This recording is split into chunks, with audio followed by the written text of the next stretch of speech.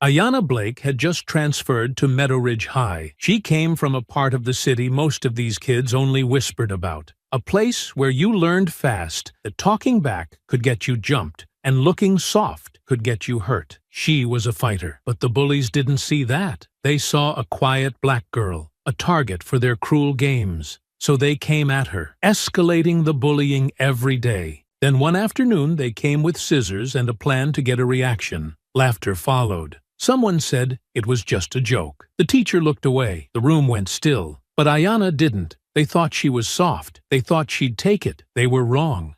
Before we go any further, comment where in the world you are watching from, and make sure to subscribe. The sun was too bright for a Monday, washing out the sky in a pale, indifferent blue that made the town feel sterile, untouched, as if everything here had been carefully arranged and scrubbed before the first bell ever rang.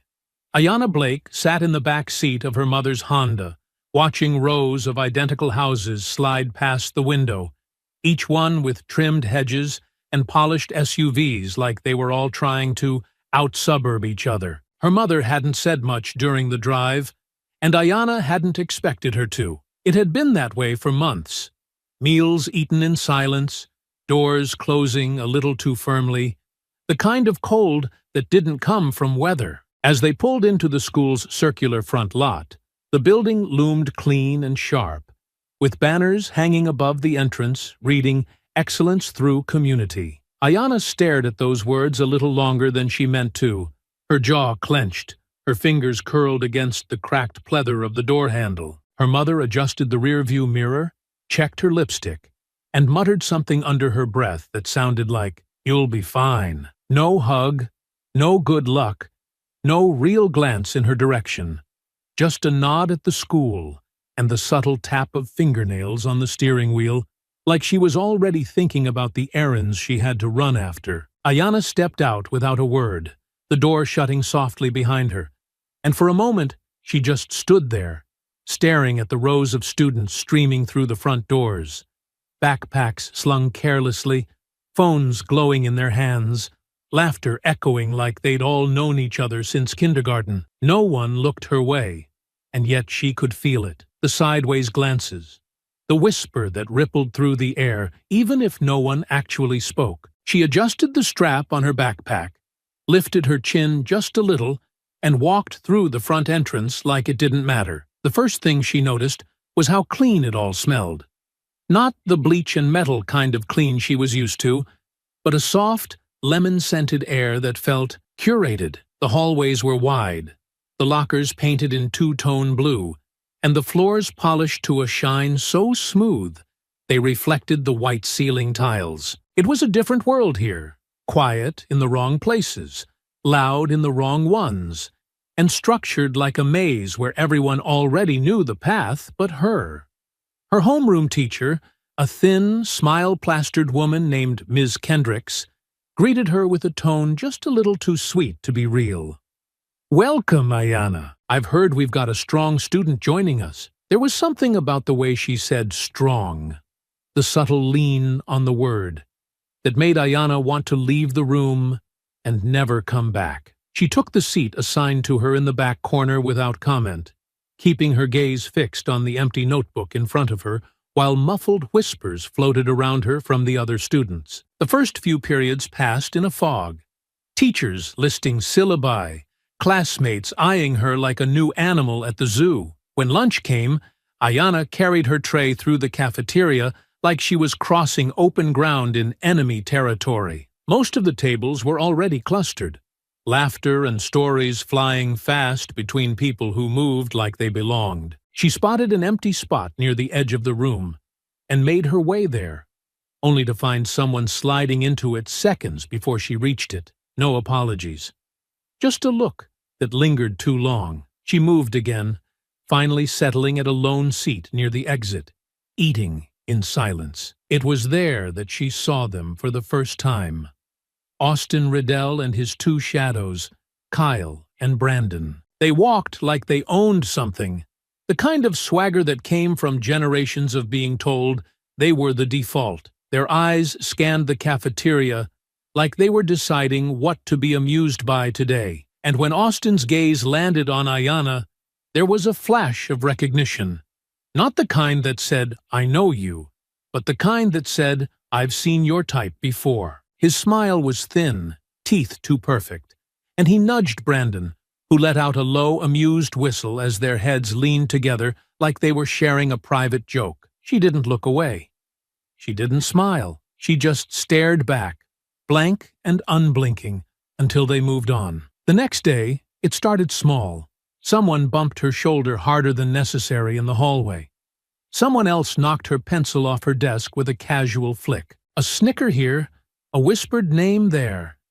Ghetto. She got attitude, thinks she's tough. Ayanna said nothing. She kept her hands folded neatly in her lap, her eyes on the clock, her mind retreating to the familiar rhythm of muscle memory. How to roll her shoulders, how to shift her stance, how to listen for footwork. She'd promised herself no fights, not here, not again. But there was something in the air, something low, slow, and crawling, that told her this wasn't going to stop. Not until someone made it stop. There was something different about the way the school breathed that second week, like the walls had quietly decided Ayanna Blake didn't belong, and weren't interested in hiding it. The smiles grew tighter, the stares longer, and the air itself felt filtered, like someone had made sure her presence would always feel just slightly out of place. It didn't come all at once. It never did. But piece by piece, the message had begun to form, silent but unmistakable. You don't fit here. In chemistry class, someone behind her snorted after she answered a question correctly, followed by a whisper just loud enough to travel. Must have learned that in hood school. Ayanna paused only briefly, her pencil mid-stroke before she continued writing. She didn't look back. Kyle, the one who'd muttered it, leaned toward Brandon and chuckled under his breath. Straight out of Compton. Over here solving equations. Brandon laughed. Yo, she probably got that answer trading crack for calculators.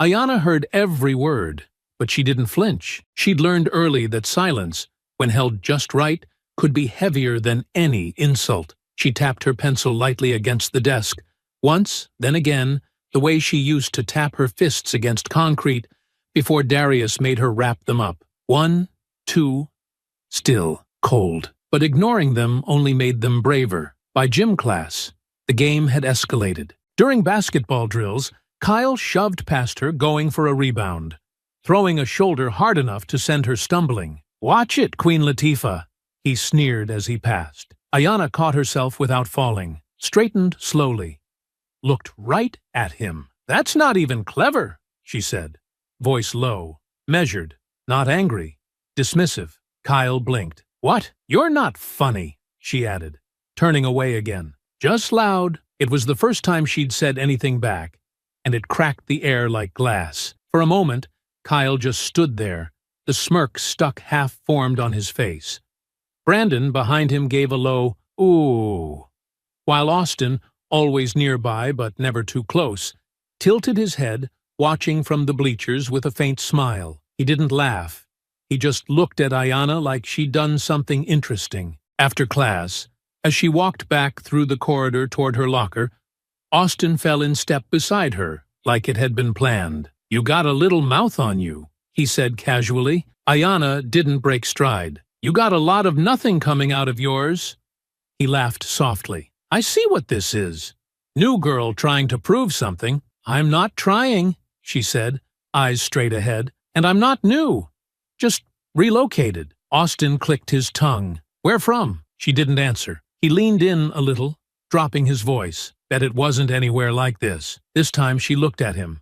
Direct, unmoved, her gaze sharp as wire. Not even close. Austin's smile flickered at the edges, and for the briefest moment, something uncertain flashed in his eyes. Then he stepped back with a short laugh, raising both hands like he'd just been playing. All right, tough girl. Let's see how long that fire lasts. The next morning, she opened her locker to find it had been stuffed with torn-up paper. Scraps from what looked like old grocery ads and ripped notebook pages. At first glance, it seemed random, but as she pulled the clumps out, she saw it. black Sharpie across the torn edges, crude words scrawled across the chaos. Go back. Nobody wants you here. She stood there, motionless, papers fluttering at her feet. A few passing students noticed but didn't stop. One girl glanced, then looked away quickly. Another giggled under her breath and walked faster. Ayanna crouched down, gathered the papers in one hand, stuffed them deep into her backpack, and closed the locker with a soft, deliberate click. She didn't report it. Not yet. But someone had seen. Later that afternoon, as she waited for the bus, standing near the shadowed brick columns by the main entrance, a voice broke through the quiet. Not stern, not invasive, just steady. You doing all right here? She turned to see Principal Hughes.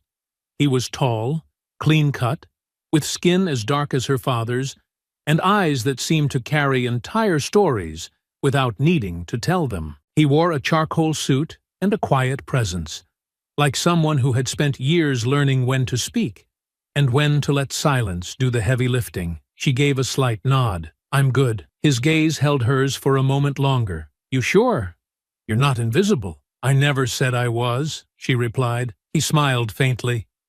No, you didn't, but I've seen that look before. She raised an eyebrow. What look is that? The one that says, I know exactly how far I can be pushed before someone learns they picked the wrong one. Ayanna's lips twitched, just slightly. That's pretty specific. I've been here a while, he said simply. And I'm not new either. She glanced at him then. This man who wore his calm-like armor, who hadn't come to offer pity or false comfort, but something heavier. Respect. She nodded once. If anything crosses the line, he said, voice dropping slightly, and you want it documented, you come to me. I'll handle it the right way. What's the right way? The way they don't expect. As the bus rumbled into view, Ayanna gave him one last look. Thanks. He stepped aside and nodded. Anytime, Ms. Blake. She boarded the bus in silence, dropped into the seat beside the window, and let the weight of the day settle across her shoulders like wet cloth. She could feel it now, rising beneath her skin. Not fear, not pain, but something colder, something older. They thought she'd just keep absorbing it, but they hadn't taken anything from her yet. Not really, not yet. It happened on a Wednesday, during that slow stretch of the week where the school's rhythm dragged a little, like even time itself was tired. The sky outside was the kind of dull gray that pressed down on everything, and inside, the hallways felt strangely quiet, like the air had forgotten how to move. Ayanna felt it the moment she walked through the front doors. She didn't have a word for it, but it clung to her skin. Tight, invisible, heavy. She caught them watching her early that day, first in the hallway near her locker, where Austin leaned against the metal like he had nowhere better to be, thumbs tapping casually at his phone, eyes flicking toward her just long enough to make it known. Then during third period, when Brandon kept turning halfway in his seat, whispering to Kyle, both of them smirking like boys who already knew how the day would end. Their laughter was low, but it carried. By fourth period, Ayanna had already started counting the ways they were circling her without touching.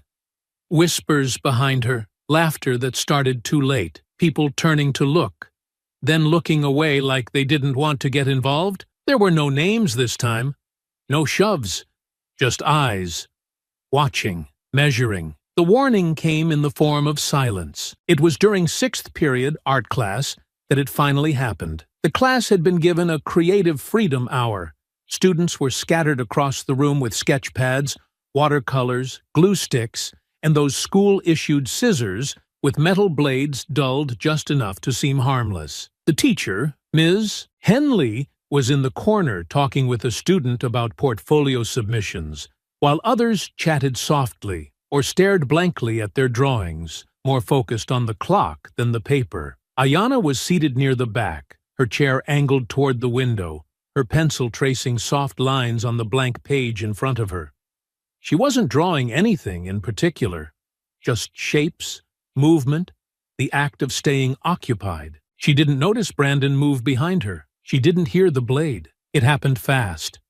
So fast, She didn't register what had been done until it was too late. There was the faint sound of scissors opening and closing, the whisper of hair being sliced, and then the sharp tug near her scalp that made her freeze, not from pain, but instinct. She reached up, slowly, her fingers brushing the back of her head. Her hand came away with frayed ends. Her braid, her thick, tightly woven braid, had been cut. The strands fell loosely in her hand, the blunt edge of the severed weave brushing her palm like it didn't understand what had happened either. Behind her, Brandon was laughing. "Yo! Oh my God!" Kyle gasped from across the table. "Did you just... Dude, that's messed up." Brandon held up the severed braid like it was a trophy, swinging it slightly. "I thought she might want to lighten up the load. This stuff's heavy, right?" Ayanna didn't turn around. She stared at the braid in her hand, unmoving. Austin's voice came from across the room, louder now, just theatrical enough to draw attention. "Damn, I didn't think you'd actually do it. That's bold. You think she's gonna cry?" More laughter followed. Soft gasps, shocked whispers, the kind that wrapped around the edges of cruelty and made it into entertainment. Ayanna still hadn't moved. She was staring not at the hair, but past it, through it, at something far away and distant, her body gone still and quiet, in a way that made the sound of laughter seem too sharp, too loud. Brandon's voice dropped closer again, just behind her ear. "Don't take it personal. Just a little joke. You're always so serious. Figured you needed a makeover." That was when she stood. The chair scraped slowly against the floor, and the sound was enough to break the rhythm of laughter in the room. She didn't speak. She didn't scream. She simply rose from her seat, turned to face him, and looked down at the braid in his hand. Brandon blinked. "Relax," he said, suddenly unsure. "It's not like it was real or anything." Ayanna stared at him, expression unreadable. "You think that makes it better?" Kyle stepped forward quickly, trying to regain momentum. "Look, no one's trying to hurt feelings. It's just hair, right?" Austin, still lounging in his chair nearby, leaned back and crossed his arms. "I mean, you make it a statement. You wear it like armor. People are gonna test it. That's just how it goes." Ayanna looked at him now, her voice calm, too calm. "You think this is about hair?" Austin smirked. "Isn't it?" She took one step forward, then another, the silence around her growing denser with every movement. Brandon had stopped laughing now, his hand lowered. The braid dropped to the floor. Ms. Henley finally looked up, her face twisting in slow confusion as she glanced between them. "Is something going on?" No one answered. Ayanna's voice, when it came, was low and steady. "You don't get to touch me. You don't get to take something from me and call it a joke." Brandon held up his hands. Okay, just calm down." But Ayanna wasn't angry. Not in the way they expected. She wasn't yelling. She wasn't shaking. She wasn't crumbling into tears like they might have imagined when they planned this, grinning over some group text. Sure, she'd run out of the room in shame. She was quiet, controlled, watching, and as she took another slow step toward Brandon, something in his face shifted, his grin faltering, his voice catching, the realization setting in that this wasn't over. It had just begun. For a moment, it was as if the entire room had forgotten how to breathe. The braid lay curled on the floor like something discarded, like roadkill in the middle of a conversation no one wanted to finish. Ms. E. Henley was still frozen behind her desk, eyes flicking between faces, trying to make sense of what had just happened, but not moving, not intervening, not yet. Ayanna stood at the center of the silence, her hands still at her sides, her back straight, her head tilted slightly toward Brandon, who had started stepping away now, as if the distance between them could somehow erase what he'd done. But she wasn't walking toward him anymore. She was calculating. The memory of her cousin's voice echoed somewhere deep in her ribs. "Don't move first unless you're forced, but when you do, finish it fast and clean." She could still feel the sting on the back of her scalp where the braid had been severed, a hot throb of humiliation pulsing against her skin. She didn't touch it again. She didn't need to. The damage was done, and the whole room had seen it. Kyle said something low, trying to pull Brandon away. "Dude, chill. Let's go." She's freaking out, but Brandon didn't move. Austin stayed leaned against the back table, arms folded, his eyes sharp now. No more laughter in them, only that wary sort of curiosity, like he'd misjudged something and wasn't quite sure how to fix it. Ayanna finally stepped forward, slow and measured, her gaze locked on Brandon. He raised a hand like he meant to explain. "Look, I said I was sorry, okay? It was just hair. It's not like we—" Her fist connected before he finished. There was no hesitation, no telegraph, just a brutal, sudden snap of her shoulder and a clean right hook that landed square against his cheekbone. The sound was sharp and ugly, cartilage cracking, followed by the dull thud of his body hitting the art table behind him. The table rocked violently, jars of paint scattering, students gasping as Brandon dropped, stunned and crumpled, clutching his face with both hands as blood poured from his nose. Ms. Henley screamed something now, but Ayanna had already moved. Kyle lunged toward her, but she shifted sideways and grabbed his arm mid-swing, twisting his wrist back and slamming his elbow down across the edge of the table. He shrieked, buckled, then dropped with a choked moan as he cradled his arm, tears springing to his eyes as he slumped against the floor. Austin moved next, not to fight, but to step between them, hands lifted. All right, back up. You made your point. You win, okay?" Ayanna didn't blink. "No," she said, her voice colder than steel. "You don't get to talk." Austin's mouth twitched, but he didn't push it. He took a slow step back, hands still raised. But his face was different now. The arrogance was gone. What remained was recognition. Quiet, tense, and edged with fear. A group of students backed toward the door. Some watched with wide eyes, others pulled out their phones, fumbling to record, unsure if they should help or hide. Ms. Henley finally snapped out of it, reaching for the intercom button at her desk and shouting down the hallway. "We need assistance in room 316, right now! Security, now!" Ayanna stood in the center of the wreckage. Paint bottles overturned, chairs knocked sideways, paper scattered like fallen leaves. She wasn't breathing hard. She wasn't flushed or panicked. She was still. Her eyes scanned the room slowly, then dropped to the braid on the floor. She picked it up, held it in her hands like something sacred, then turned and walked out. She didn't run. She didn't speak. She walked calmly through the door and into the hallway, her shoes echoing against the linoleum with a rhythm that seemed too even for what had just happened. She could hear chaos building behind her, students shouting, footsteps pounding, Ms. Henley's voice shrill with panic. But Ayanna didn't stop. She moved down the corridor like she already knew where she'd be taken, already knew what they would say, already knew that none of it mattered. By the time the assistant principal rounded the corner with 2 campus officers in tow, she was waiting. She stood quietly at the edge of the stairwell, hands behind her back, the severed braid dangling loosely from her grip. They shouted for her to freeze. She didn't move. They rushed up, voices raised, hands half reaching for restraints, but it wasn't necessary. She didn't resist when they flanked her. She didn't protest as they walked her toward the main office. She didn't speak as they asked her what happened.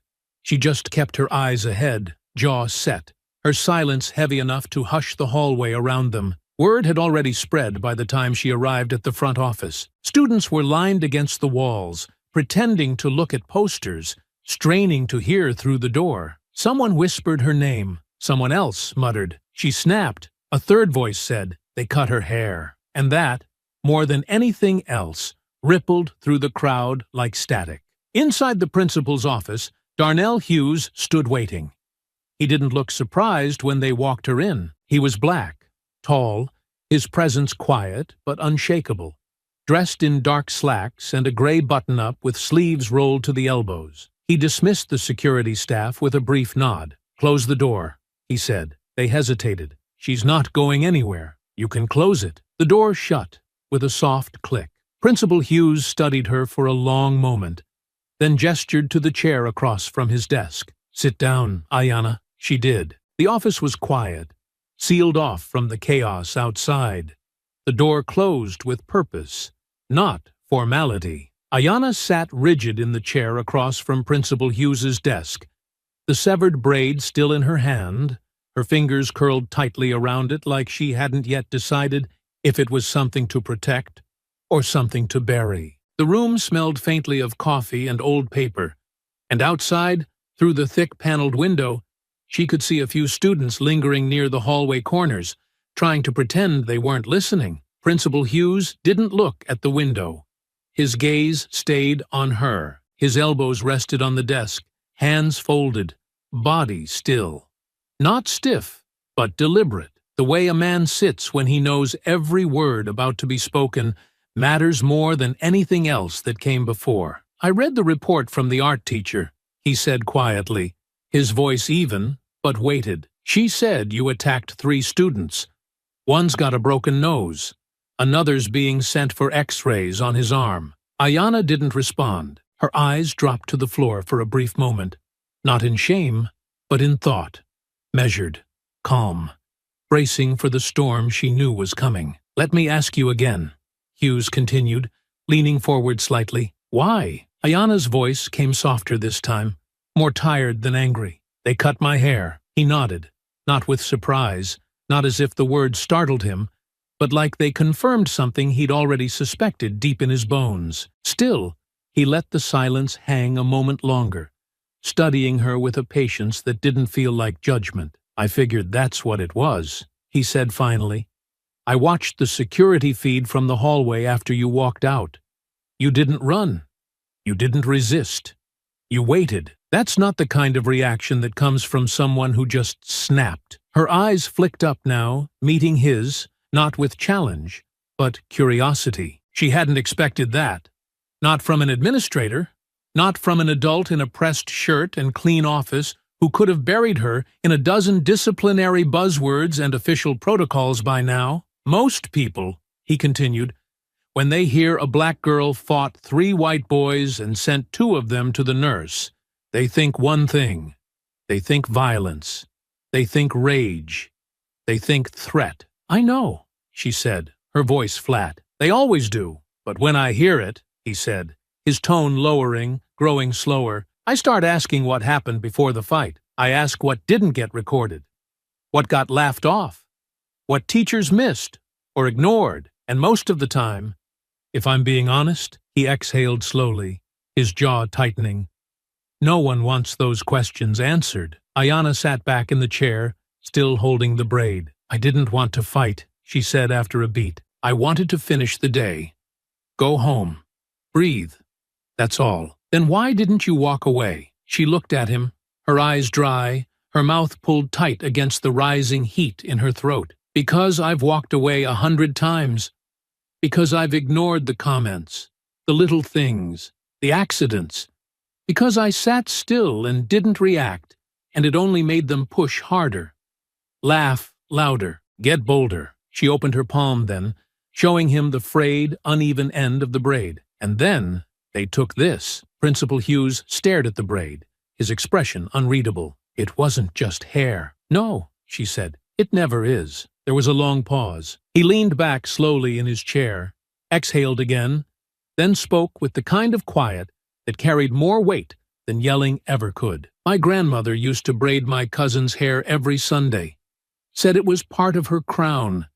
Said the world would try to rip it off one way or another, through policies, through stares, through silence. But if you wore it with pride, if you knew what it meant, then nobody could take it without a fight." Ayana didn't smile, but something in her shoulders loosened slightly. "I have to suspend you," he said, voice steady now. 3 days, out of school." "I figured," she replied. "But I'm not expelling you," he added quickly. "They're going to push for that. Parents, board members, maybe even the district. They're going to say you're a danger, that you need to be removed." Ayana's lips pressed together. "And when they do," he said, "I'm going to ask for the footage from inside that classroom. I'm going to file a report of my own." I'm going to start asking questions that make people uncomfortable. She watched him carefully. Why? Because, he said slowly, I've spent my whole life walking the line between doing the job they gave me and doing the job that matters. And today, I've decided those two things don't have to be different anymore. He reached into his drawer and pulled out a plain manila envelope, sliding it across the desk. Inside is your suspension paperwork. You'll sign it, I'll file it, and you'll go home. She took the envelope but didn't open it. But that's not the end of this, he said. You understand me? She nodded once, slowly. You've been fighting alone since the first day you walked in here, he said. You don't have to anymore. Her grip loosened on the braid, just slightly, as if some part of her was starting to believe him. And for the first time since she'd stepped into that room, she said something that sounded almost like hope. Okay. The morning after the incident, the school parking lot filled earlier than usual. The sky was still pale with sunrise when the first black SUV rolled up to the administration building, followed by a silver Lexus and a polished white BMW with tinted windows that didn't belong to any teacher on staff. They came in waves, buttoned up and loud in that quiet, controlled way. The kind of presence that didn't need to shout to take up space. They were the kind of parents who didn't ask questions.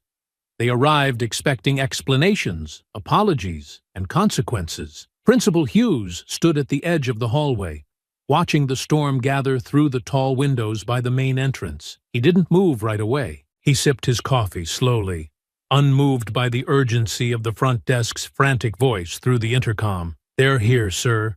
Should we bring in a mediator? Do you want backup from the board? He pressed the button gently, his voice calm. No. Send them to the conference room. I'll be there shortly. When he stepped into the room, they were already standing. All three fathers, all three mothers. Expensive coats slung over chairs, polished watches glinting beneath the soft ceiling lights. They looked at him the way corporate executives look at a man they've already decided is replaceable. One of the mothers, a blonde in a red blazer and pearl necklace, had her arms crossed and lips pursed so tightly they looked bloodless. Her eyes locked on him the moment he entered. You're Principal Hughes, she said. It wasn't a question. I am, he replied, nodding once. They didn't sit down, and neither did he. The silence stretched between them until the tallest of the men, a broad-shouldered figure in a tailored suit and tan trench coat, took a step forward. Let's skip the pleasantries, he said. My son came home with a busted nose and a black eye. You want to explain to me why the girl who did it isn't in a holding cell? She was suspended, Hughes replied evenly. 3 days, out of school, standard protocol for physical altercations resulting in injury. That wasn't an altercation, the blonde woman snapped. It was a savage attack. No, Hughes said calmly. It was a response. The room tensed. Excuse me, another father said. Brandon's, if Hughes remembered correctly. You're defending her? I'm stating the facts, Hughes said, his voice low but firm. Your sons approached a student during class, used a pair of school-issued scissors to cut her hair without her consent, and then publicly mocked her afterward. That's assault, that's humiliation, that's emotional violence, and it provoked a physical response. You don't understand what you're saying, the blonde woman hissed. You're trying to justify violence against white students. No, Hughes said, his tone sharpening just slightly. I'm trying to justify truth. One of the men stepped closer, his voice dropping into something quieter, but far more dangerous. We've been generous with this school, with this district. I sit on the school board. My firm sponsors your athletics department. And now my son is afraid to come to school because you're allowing some girl with a chip on her shoulder I'm allowing her to attend a school where she was enrolled, where she has every right to be, and where she should have been protected from the moment she arrived. Hughes interrupted, his voice clear now, cutting through the layered entitlement with the precision of a scalpel. You're not angry because your sons were attacked. You're angry because someone fought back, and you weren't prepared for what that looked like. The silence that followed wasn't empty. It was volatile, vibrating just under the surface, with the barely restrained fury of people who'd spent their entire lives being listened to. One of the mothers shook her head slowly, speaking now with the cold clarity of someone who knew where her power came from. "You realize this is going to escalate, don't you? We're not going to let this go. Not after what she did. Not after the media gets wind of it." "I'm counting on it," Hughes said simply. They blinked, confused. He stepped around the conference table, now moving slowly, deliberately, his tone softening just enough to force them to lean in. Because once the media gets wind of it, they'll also get the footage of 3 boys surrounding a girl in class, cutting her hair, laughing, threatening. Once the media sees that tape, I'm willing to bet the public will understand why that girl defended herself. And, if not the media, then the courts. "You wouldn't," one of them growled. "I already have," he replied. "The footage is being reviewed by the district superintendent as we speak. So if you're here to file complaints, by all means, I'll add them to the documentation. But if you're here to intimidate me, you're wasting your time." One of the fathers pointed a finger. "You'll lose your job over this." Hughes smiled faintly. "If I do, it'll be doing the right thing." They didn't respond to that. Not with words. Instead, they gathered their coats in silence, their movements stiff with the kind of anger that came from knowing they hadn't won. The blonde mother reached the door last, pausing just long enough to glance over her shoulder. "You've made a serious mistake." Hughes looked back at her, his expression calm, unmoved. "No, ma'am," he said quietly. "I've made a choice." The tension didn't fade after the meeting. It only changed shape. The parents had stormed out without getting what they came for, but that didn't mean they'd stopped. The emails started that same afternoon, carbon copied to board members and the superintendent, full of sharp language and veiled threats about campus safety and maintaining district standards. There were murmurs of lawsuits, whispers about donors reconsidering their support, and warnings passed down through administrative channels about the optics of the situation. Principal Hughes read every line with quiet, surgical focus. He printed them all, filed them by name, timestamp, tone. He responded only when he had to, and when he did, his replies were brief, formal, and always included a copy of the video timestamp that showed exactly what had happened in that classroom. The footage wasn't graphic. It didn't show fists or blood, but it showed something worse. Austin leaning back with a smirk, Brandon hovering behind Ayanna with scissors, and the moment her braid was taken, like it was nothing. Hughes didn't raise his voice. He didn't grandstand. He documented. And while he was doing that, Ayanna watched. She returned to school on the 4th day, walking through the front doors without looking left or right, her back straight, her face unreadable. The whispers followed her down the hall like smoke, curling between lockers and brushing past eavesdropping students who weren't bold enough to speak aloud. Some stared, some turned away. A few watched with something like awe, like they couldn't decide whether she was dangerous or just untouchable now. She made it through the day with minimal interference. Teachers avoided eye contact. No one called on her in class. The air around her had shifted, heavier now, electric in a way that made people keep their distance. But it wasn't fear she carried. It was something deeper. It was control. In the afternoon, Principal Hughes called her to his office. Not with a referral slip or a reprimand, just a quiet message passed through a guidance counselor. "He'd like to see you when you're free." She found him leaning over a row of binders in his office, his desk unusually cluttered with printouts, meeting notes, and security logs. He gestured for her to close the door. "You okay walking in here?" he asked without looking up. She gave a slight shrug. "I'm used to people watching me." He nodded, standing straight. "Good, because they still are." He motioned for her to sit, then placed a single manila folder in front of her. Inside were printed photos, screenshots from security footage. One showed Brandon standing behind her. Another, clearer, captured the scissors mid-air. No blood, no action, just evidence. "I've sent this to the superintendent," he said, "and I'm drafting a report to submit to the state." It'll get buried if it comes from me alone. But if a pattern shows up, what pattern? She asked, watching him closely. Hughes tapped a finger on the edge of the folder. That's where you come in. She leaned forward, brows tightening. He opened a drawer and pulled out a thin, spiral-bound notebook, the kind handed out at staff trainings, and slid it across the desk. Inside were 3 names she recognized. Students of color, all quiet, all recent transfers. Each one had a brief note beside their name. Grade drop. Locker vandalized. Report dismissed. Disciplinary warning issued. I started keeping track last semester, he said. Not just because of you, because it's been happening a long time.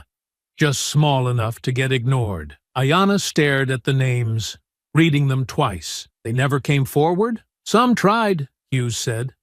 Got brushed off. Told to adjust, to be less sensitive. Told that not everything was about race. Ayanna looked up. But it is, exactly, he said. She sat back, her fingers resting lightly on the notebook. What do you want me to do? I want you to watch, he said, carefully. If you see something, write it down. Names, times, teachers who look away, students who start pushing things further. Document everything. But don't engage unless you have to. You think they're still going to come at me? I know they are, he said. But not the same way. They're going to use policy now. Dress code violations. Aggressive language. Anything they can twist to make you look unstable. Ayanna exhaled slowly. So, I'm bait. No, Hughes said, his voice calm but deliberate. Your leverage. He sat across from her, folding his hands. They underestimated you. That was their first mistake. Their second was assuming that you were alone. She met his gaze, eyes narrowing. And what happens if I do this? And it doesn't change anything? Then we make it louder, he said. But first, we make it undeniable. She nodded once, just slightly. And that was how it began. Not with a march or a headline, but with a quiet notebook passed between 2 people who understood the system too well to trust it. Ayanna carried it in the bottom of her backpack, buried beneath her books, hidden like a weapon with the safety still on. In the following weeks, she watched. She listened. She wrote. It didn't take long for the school's surface calm to start unraveling, not in dramatic ways, but in quiet, granular fractures, the kind that didn't make headlines, but bled through routine like rust under paint. A week after Ayanna returned from her suspension, the morning announcements included a rushed reminder about respectful conduct and appropriate appearance. The phrasing so vague it might have applied to anyone, but the timing made it clear who it was meant for. Students exchanged looks. Some rolled their eyes. Others glanced sideways at her desk, like she was a loaded question they weren't ready to answer. Ayanna didn't react. She'd learned to let the first wave roll past. It was never about that moment. It was about what followed. In the second week, she saw it happen again. Another girl, smaller than her, Latina, shoved in the hallway by a boy twice her size, his laughter careless, his voice sharp with the kind of mockery that sounded playful to anyone not paying attention. When she turned to defend herself, a teacher appeared just in time to scold her for raising her voice. Ayanna wrote down the time, the names, the teacher's indifference. She didn't intervene. Not yet. At lunch, she began noticing how certain students seemed to orbit one another. Always the same clusters, always the same side glances when she entered the cafeteria. Kyle had returned, arm in a brace, walking slower now, quieter too, but still flanked by Brandon and 2 others who hadn't been involved before. The group had shifted shape, but not purpose. They didn't speak to her. They didn't need to. The message came in posture, in the sudden silence that followed her steps, in the way laughter died down when she passed. She felt it tightening. At the same time, Principal Hughes was moving differently. He was still composed, still measured in tone, but there was a new rhythm beneath his calm, a quiet urgency threaded through his days. He met with counselors more often, held longer meetings behind closed doors, and sent late-night emails to district officials that used words like pattern of misconduct and administrative negligence. He copied Ayana on nothing, but she knew. She could see it in the way his eyes scanned the halls.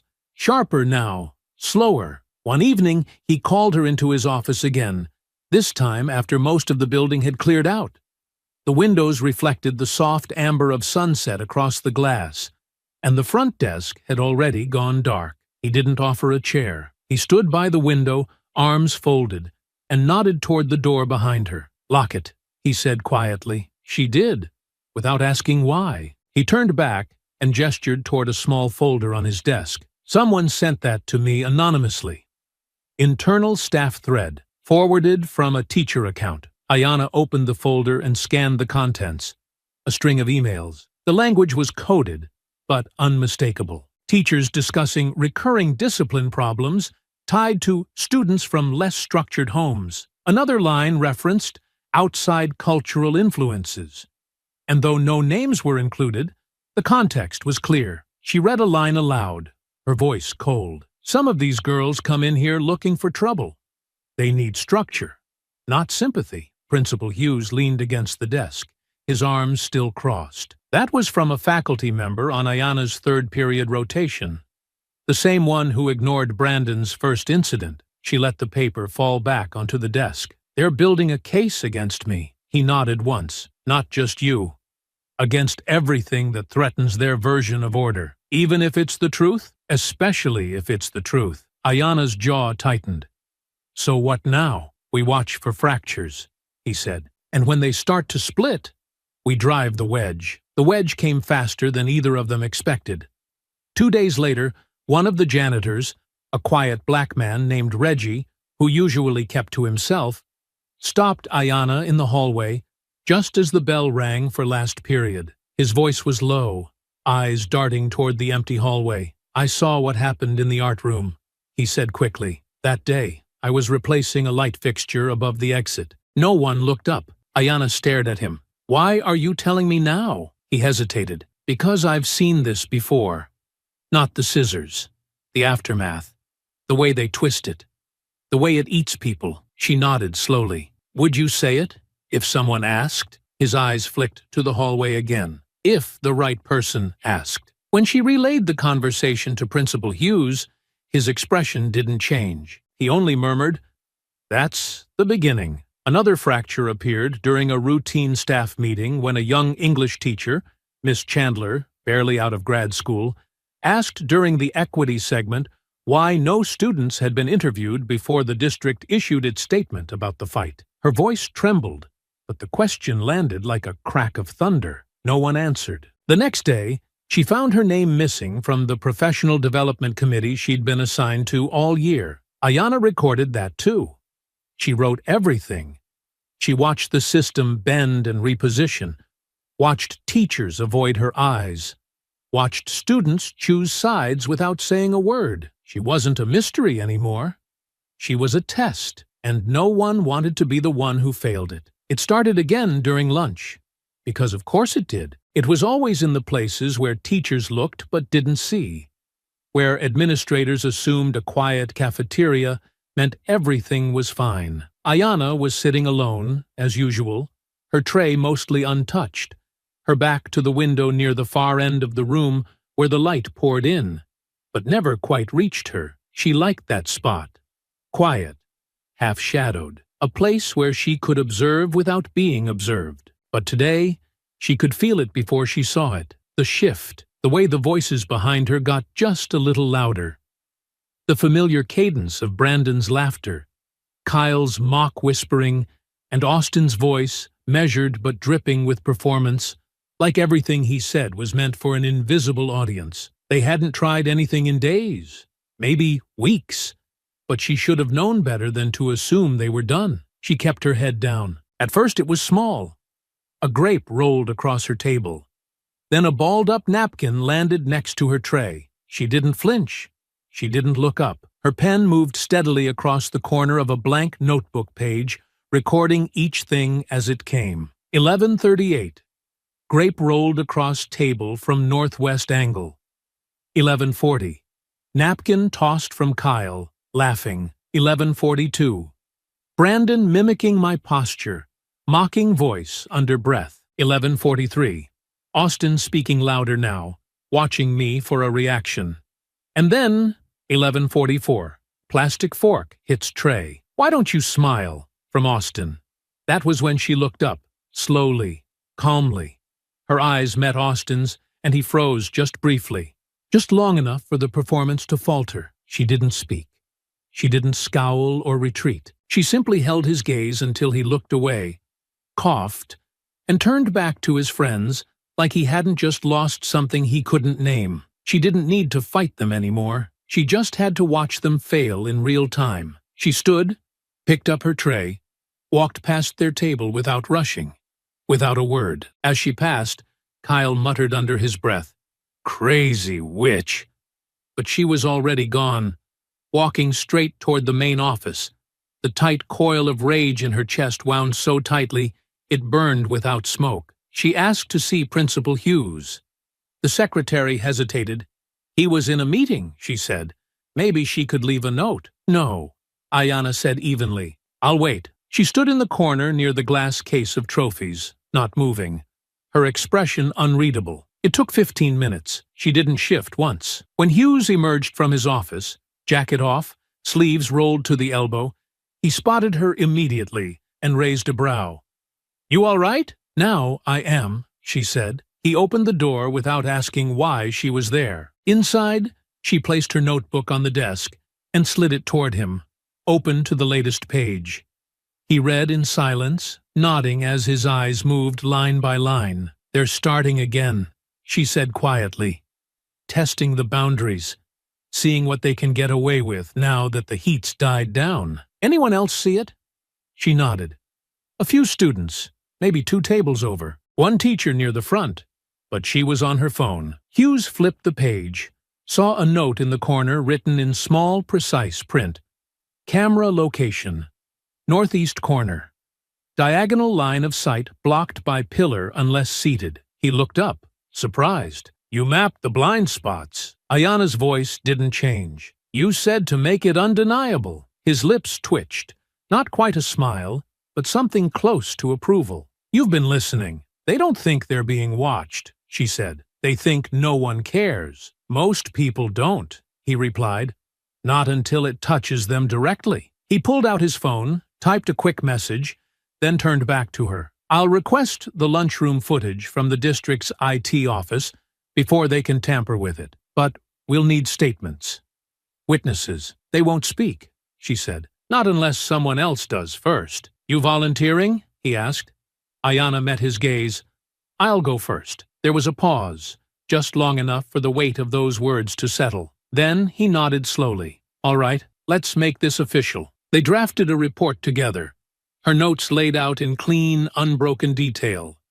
Timestamps, names, descriptions. His tone remained calm as he typed, but his fingers moved with the steady rhythm of a man who was done asking for permission. When they finished, he looked at her and said, "They're not going to like this." "I'm not trying to be liked," she said. "You're trying to be heard." She nodded. He leaned back in his chair, folding his arms. "Then it's time we give you a microphone." It started small, the way all reckonings do. First with a flicker of doubt in places used to certainty. Then with voices that didn't shout, but couldn't be ignored. After Ayanna filed her statement, after Hughes sent the video request and secured the footage before anyone could interfere, something subtle shifted in the building. It was hard to name at first, but she felt it in the way the front office grew quieter when she passed, in the way some teachers paused too long before asking her to read aloud or hand out papers. No one said anything outright. No one had to. The fear wasn't of what she'd done, but of what she might do next. The principal, meanwhile, moved with a deliberate calm that masked how fast things were building beneath the surface. Meetings with district liaisons became more frequent. His inbox filled with carefully worded questions from school board members who had previously kept their distance. But what none of them realized, at least not yet, was that Hughes wasn't trying to calm the waters. He was waiting for the tide to rise. By the end of that week, the footage from the lunchroom had been logged, clipped, and submitted alongside Ayana's report. In the video, the events played out with no commentary, no edits. You could see her sitting alone, unmoving, while the boys behind her laughed, tossed food, mocked her posture. At 11:44, you could clearly hear Austin's voice. "Why don't you smile?" followed by the long, weighted pause when she turned and stared. That moment, that silence, was more damning than any act of violence. When Hughes submitted the report to the district, he attached not just the footage and Ayana's written account, but a string of other documents: photocopied disciplinary records from the previous year, filed complaints from 3 other students who'd reported the same group of boys, all dismissed as unsubstantiated. Names, dates, patterns. The kind of paper trail that wasn't dramatic, but meticulous. Heavy. A local journalist, a young black woman named Lena Mercer, who had covered education politics in the district for years, caught wind of the growing unrest. She reached out directly to Hughes, then to Ayana, careful in her questions, never pushing too hard. She'd seen enough stories like this fall apart the moment they were sensationalized. What made this one different, she said, was the clarity, the paper, the video, the silence. She asked Ayana for an interview. Ayana agreed, but not for television, not for drama. A sit-down, one camera, no lights, just her voice. They met in the media room after school hours, long after the hallways had emptied, and the afternoon sun had dimmed to the kind of gold that made shadows long and soft. Hughes waited outside, not hovering, just nearby. The custodian paused to listen. The security guard didn't interrupt. When Ayana sat across from the camera, hands resting on her thighs, her expression unreadable, Lena pressed record and said, "Say only what you want. No more, no less." Ayana didn't look nervous. She looked tired, but sharp. She didn't talk about the fight.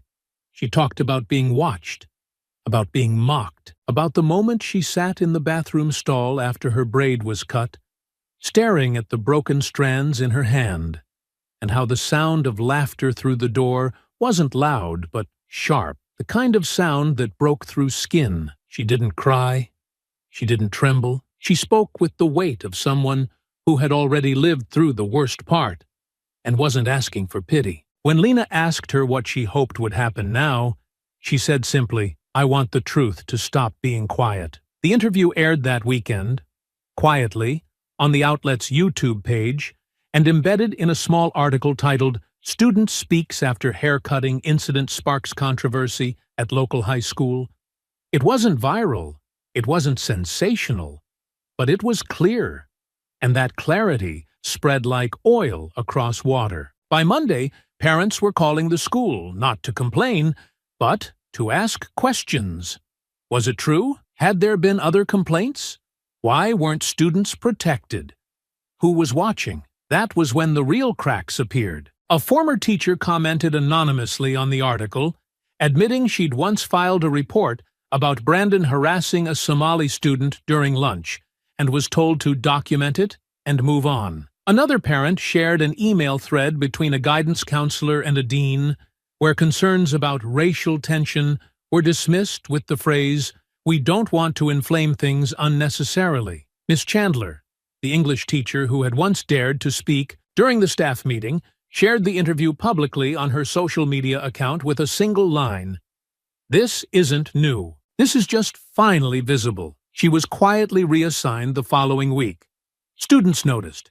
By Wednesday, the superintendent scheduled a mandatory meeting at the school. By Friday, the school board issued a statement calling for a third-party review of campus disciplinary practices. And through it all, Ayana moved through the halls exactly as she had before. Shoulders square, gaze steady, saying nothing unless spoken to. She didn't need to speak. Her silence had done the work. Now it was everyone else who had to explain themselves. By the end of the following week, the walls had started closing in. Not around Ayana, but around the institution that had once shielded the boys without hesitation. The school board's public announcement of an independent investigation made the front page of the local paper. The words were carefully chosen, wrapped in phrases like commitment to equity and reviewing our disciplinary systems. But beneath the gloss was something real, something unmistakable: fear. There were too many eyes now, too many questions, too much proof. Principal Hughes moved through it all with quiet precision. He didn't attend the press briefings.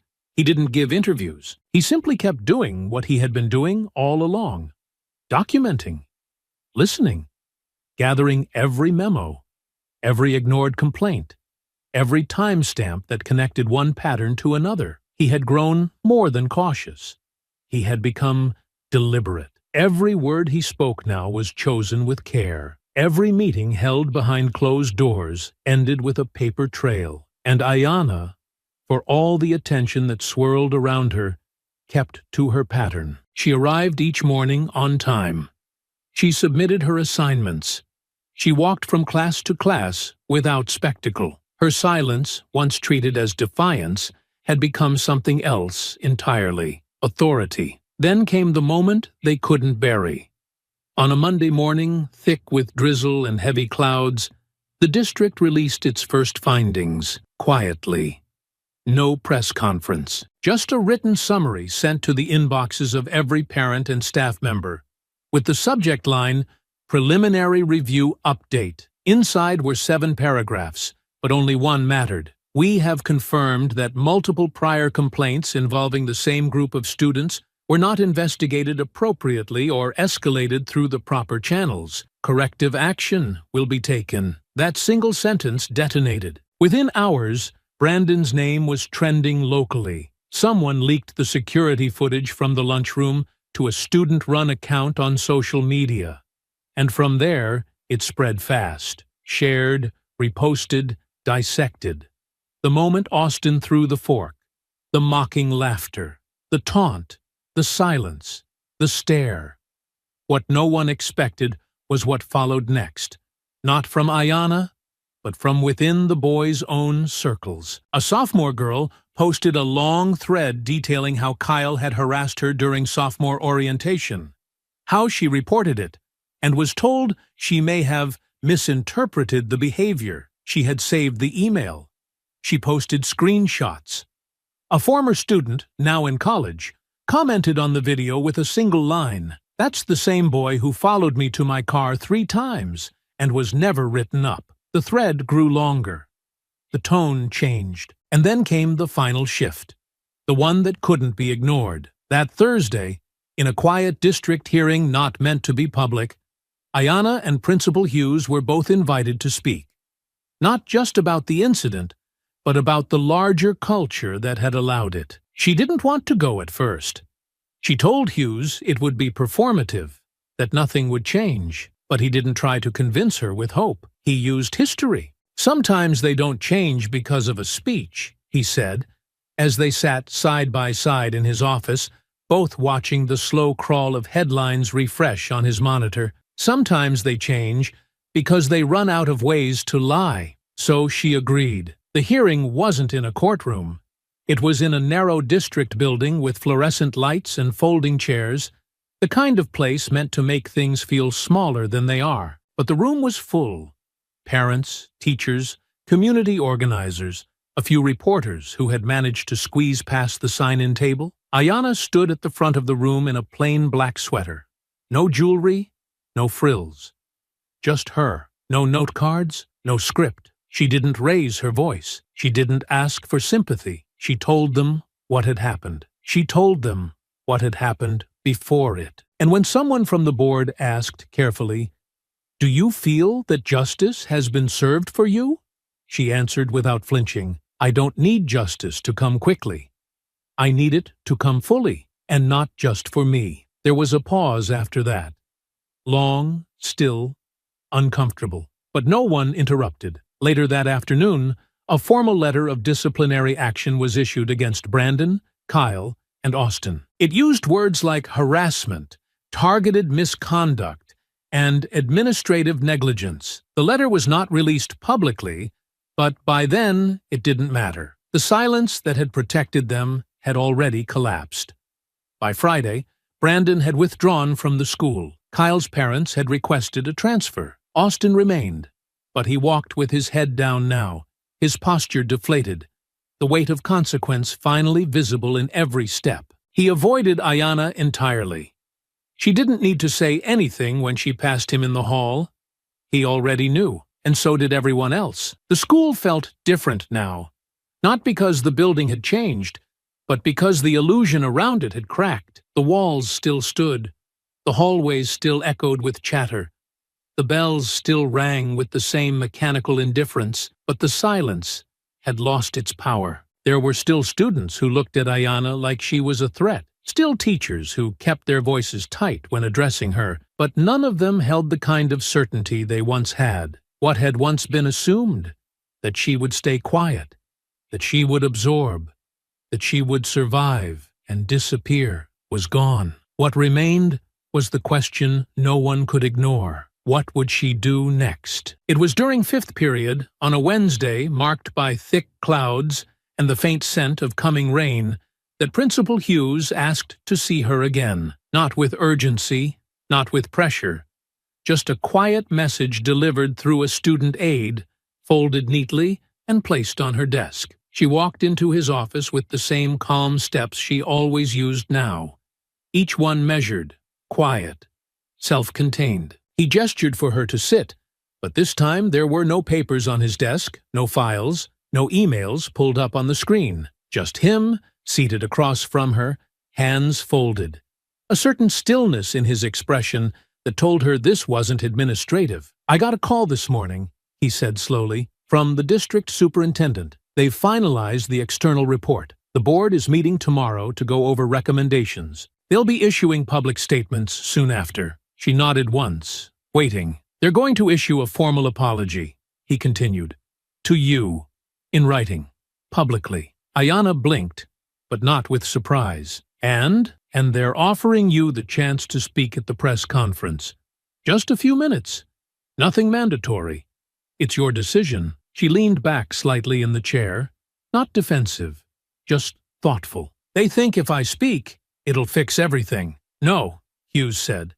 "They think if you speak, it'll make them look like they care." Her eyes met his, steady and sharp. "And what do you think?" He paused, just long enough to make her believe the answer mattered. "I think this is yours now.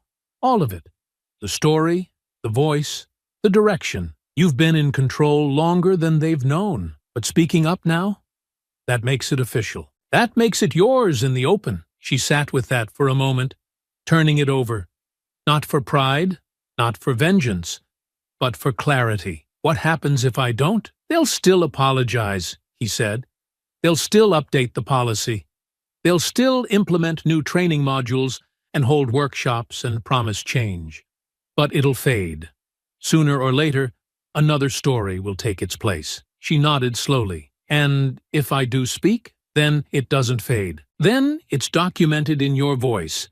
Then it becomes something permanent." She glanced toward the window, where raindrops had started to form slow streaks along the glass. Outside, students were crossing the courtyard, their umbrellas like little black shields bobbing between puddles. She watched them move, the rhythm of it familiar, unbothered by what had happened within these walls. But she wasn't bitter. She was ready. "I'll speak," she said finally. Hughes gave a quiet nod. "I thought you might." But it wasn't just the press conference she was thinking about. There was one last conversation she needed to have. One final piece that hadn't yet fallen into place. Austin. He hadn't spoken to her since the disciplinary action came down. Brandon and Kyle were gone, pulled from the school, their families vanishing behind a thick fog of lawyers and public silence. But Austin had remained. He moved like a ghost now, quieter than before, careful not to make eye contact, careful not to speak out of turn. His swagger had evaporated, replaced by a kind of cautious awareness that followed him into every classroom, every hallway, every passing glance. She found him after school, in the back lot, where the older students parked. He was leaning against his car, phone in hand, earbuds dangling from his collar, head down. He didn't notice her approach until her shadow crossed his feet. When he looked up, the fear was instant, but she didn't stop. "I'm not here to fight," she said quietly. He didn't answer. She stood in front of him, letting the silence stretch between them, waiting until he looked at her like a person, not a threat. She stood in front of him, letting the silence stretch between them, waiting until he looked at her like a person, not a threat. "You ever think about why you did it?" she asked. His brow furrowed. "Did what?" She tilted her head. "Cut my hair. Said what you said. Laughed when they did it." "What was it supposed to be?" He swallowed hard. "It was a joke." She nodded slowly, not breaking eye contact. "You thought you were allowed." He blinked. "I didn't." "You did," she cut in. "You thought nothing would happen, that I'd take it, that someone like me didn't have a right to dignity." Austin said nothing. "I don't need an apology," she added. "And I'm not here to hear one. I just wanted you to understand something." He shifted, uncomfortable. "You didn't break me," she said. "You revealed yourself." And with that, she turned and walked away. She didn't look back. She didn't have to. The press conference was held in the auditorium. Neutral ground, according to the district's lawyers.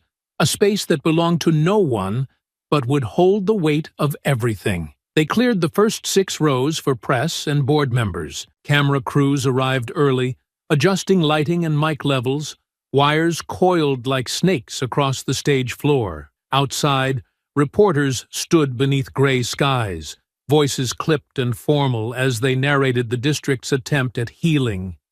Inside, the tension hummed beneath every polite greeting and folded program. Principal Hughes stood near the side of the stage, sleeves rolled, tie loosened, calm as ever. His expression hadn't changed from the day he'd first called Ayanna into his office, the same quiet readiness, the same understanding that real power didn't always look loud. It looked like this. Ayanna waited behind the curtain, flanked by a staff member from the district communications team and Lena Mercer, the journalist who had first helped bring her story into daylight. They didn't speak much.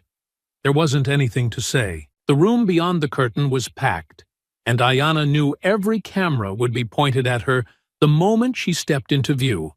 Not because they cared who she was, but because she was the only one who hadn't yet spoken into a microphone. The superintendent went first. She stood behind the podium, reading from a printed statement, her voice careful and composed. Words like failure to act and re-evaluation of policy passed through the speakers with all the weight of damp leaves. She acknowledged the incidents, expressed regret, thanked Ayanna for her courage, and promised a commitment to equity and accountability. Applause followed, soft and scattered, more out of obligation than conviction. Then Hughes stepped forward, not to speak, but to introduce Ayanna. His words were brief. She didn't ask for a podium.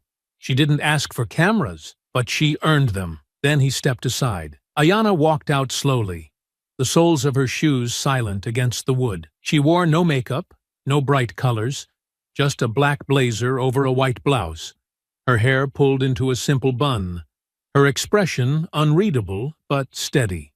She didn't touch the mic at first. She stood behind it, scanning the crowd, taking in the sea of faces, some expectant, some suspicious, some curious, some already looking for the quote they could type first. When she finally spoke, her voice wasn't loud.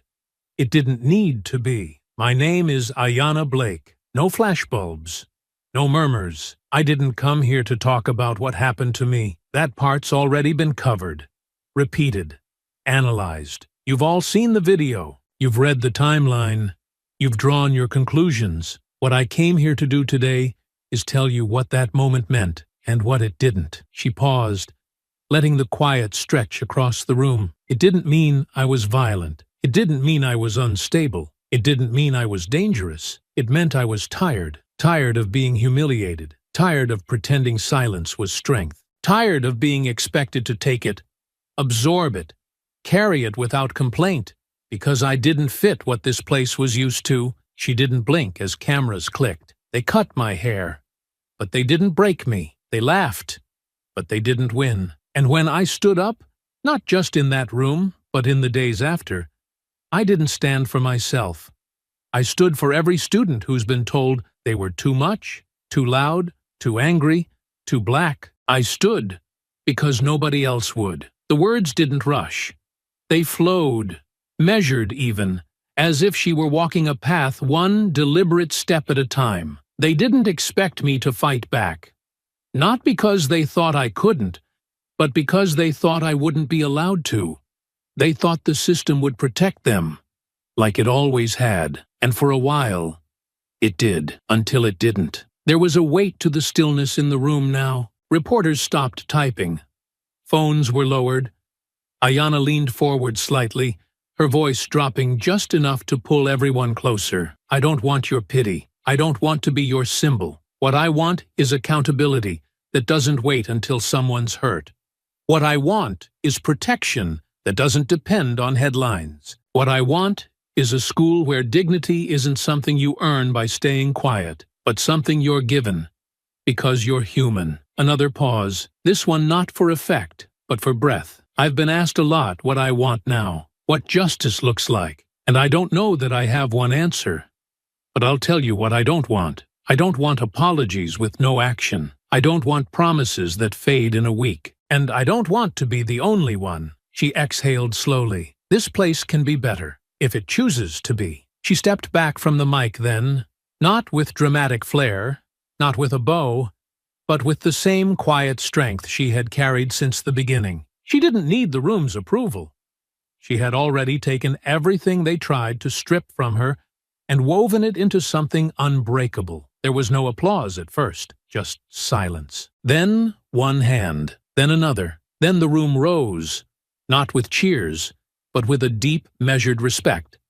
The kind that doesn't come from performance, but from truth that cannot be denied. Ayanna walked off the stage, past the cameras, past the spotlights, past the rows of faces that had once pretended not to see her. She was done being invisible. The days that followed the press conference were quiet, in a way that felt different from the silences before. This wasn't the hush of avoidance or the weight of unspoken judgment. It was the stillness that came after something had broken open, after the walls that once held the truth in check had finally collapsed. There was no flood of instant change. The school didn't transform overnight. The same walls stood, the same teachers taught, and the same students filled the halls between bells, but the way they looked at Ayanna had changed. And so had the way the air moved around her. For the first time, they saw her. Some didn't know what to do with that. A few avoided her altogether, their eyes dropping the moment she passed. Others watched her openly, unsure of what they were allowed to feel. But there were a few, a very few, who nodded. Small gestures, muted acknowledgments.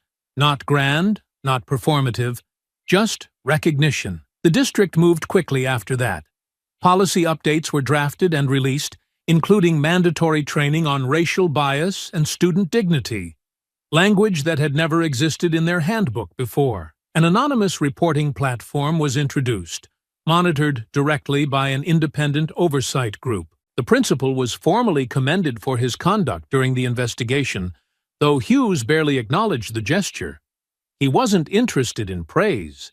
His work had never been about recognition. Ayanna passed him in the hallway a week later, on her way to class, and he simply said, "Well done."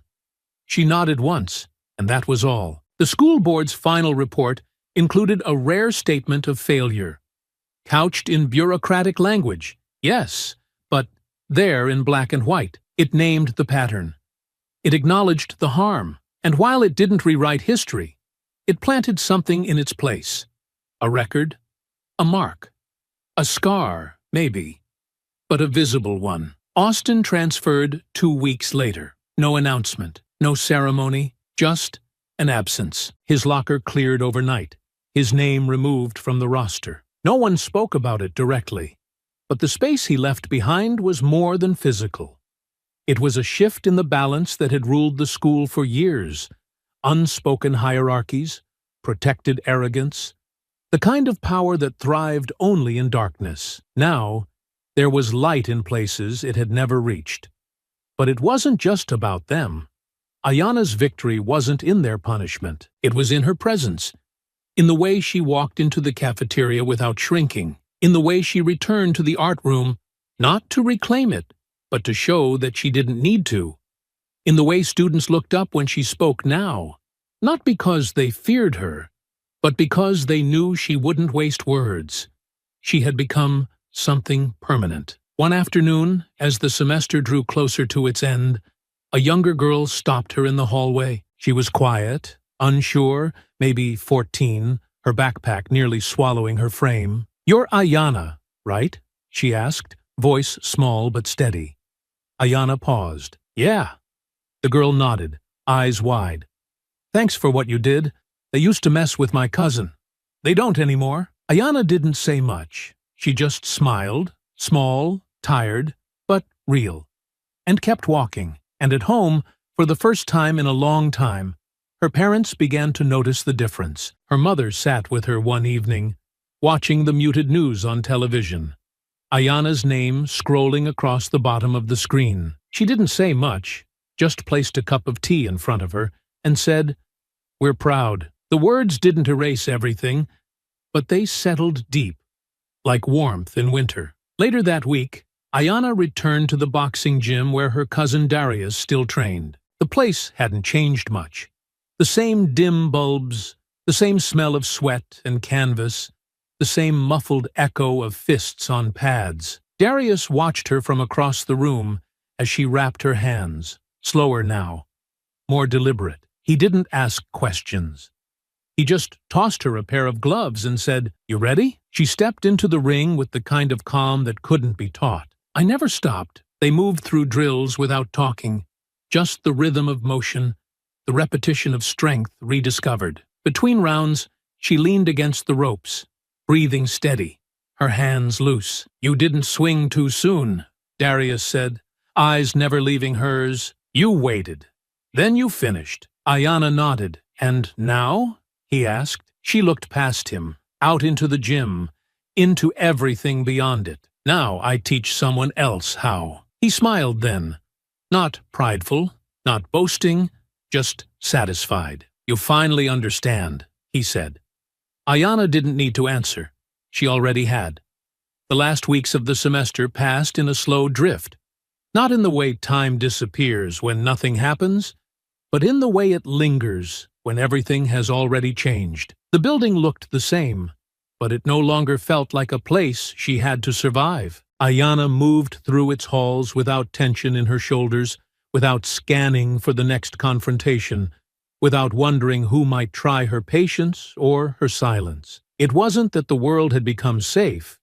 It was that she no longer felt small inside it. She had stopped carrying her notebook, not because she didn't need it anymore, but because others had started to take up the work themselves. A group of students had formed an accountability committee, informal, unofficial, but present. They kept notes. They asked questions. They listened. And when they passed her in the halls, they didn't ask for her approval. They just nodded, like they already knew what she'd taught without ever having to say it aloud. She saw Principal Hughes less often now. His work had doubled, maybe tripled, after the district's response, but the brief moments they did share were always marked by the same understanding, that what they'd built together didn't need repeating. It lived in the systems now, in the training sessions quietly added to the calendar, in the shifts in tone during staff meetings, in the fact that students who looked like her no longer had to earn their humanity one interaction at a time. One afternoon, near the end of the year, she passed his office just as he stepped out to retrieve a stack of reports from the copier. "You think they'll keep it going?" she asked, voice calm but curious. He looked up, a glimmer of fatigue behind his eyes, but something steady behind that. "Some will," he said, "and the rest will adjust." She nodded, more a gesture of understanding than agreement. "That enough for you?" he asked. "It's enough to begin," she replied. Outside the building, spring had finally broken through the long chill. The trees lining the school's perimeter bloomed in bursts of white and pale green, and the students had begun lingering on the front steps after the bell, caught in that strange space between endings and beginnings. Ayana walked past them without needing to measure her pace, without calculating her expression. She didn't need to hold herself together anymore. She was whole. Word had spread that Austin's family had moved. Quietly, no ceremony, no farewell. The house was sold to a couple with 2 young children, and by the end of the month, someone else's car sat in his usual spot. She didn't feel vindicated. She felt finished. What mattered now wasn't where they had gone, but what she had stayed to build. At home, the atmosphere had softened. Her parents had never become suddenly attentive or overflowing with emotion, but there were small shifts. Dinners eaten together, questions asked without agenda, her father occasionally watching the news clips of her interview without saying much, just nodding slightly when her name was mentioned. It wasn't repair, but it was recognition. On the final week of school, she returned to the same spot in the cafeteria where it had all begun. She didn't sit in the shadows this time. She sat near the center, surrounded not by a crowd, but by calm. A new student, a girl with a shy voice and dark eyes, passed her on the way to an empty seat. Ayana caught her gaze, then gestured. "You can sit here," she said. The girl paused, surprised. Then she sat. They didn't talk much, just shared space, the kind that had once been denied to her and now belonged to both of them. Later that afternoon, as students filed out for summer break, she passed the glass doors and paused beneath the school's motto, "Excellence through community." For the first time, it didn't feel ironic, not because the school had lived up to it, but because she had. She walked home slowly that day, not in a hurry, letting the sun settle into her shoulders. She passed the corner store, the bus stop, the apartment building with the peeling paint, and the kids laughing on the steps. These streets were hers, in a way the school had never fully been. But now they were connected. Now they belonged to the same story. That night, she stood in her room, pulling the last of her books from her bag, and found the old braid tucked between the pages of a journal she hadn't opened in weeks. She held it for a long moment, not with pain, but with reverence. Then she placed it gently in a box, closed the lid, and set it on the highest shelf in her closet, not to forget, but to remember who she'd become after they tried to take something from her. She didn't need a monument. She was one. I hope you enjoyed that story. Please share it with your friends and subscribe so that you do not miss out on the next one. In the meantime, I have handpicked 2 stories for you that I think you will enjoy. Have a great day.